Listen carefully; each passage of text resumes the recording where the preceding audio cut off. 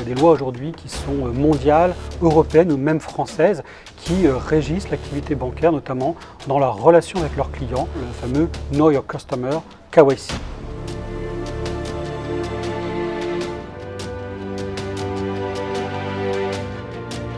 On peut citer quelques lois, notamment lutte contre le blanchiment et le financement du terrorisme, le règlement Anacrédit, qui est un règlement européen où mensuellement les banques doivent transmettre auprès de la Banque de France et ensuite auprès de la Banque européenne des données importantes, et ces données-là, elles sont issues du big data.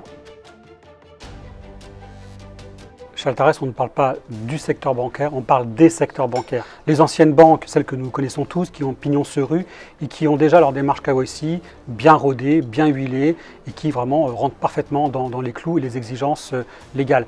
Les nouveaux entrants, ces fameuses banques digitales qui sont arrivées sur le marché il y a entre guillemets peu de temps et qui, elles, par contre, doivent vraiment être au plus près de cette démarche KYC puisque leur interface avec les clients, privés ou entreprises, se fait uniquement à distance.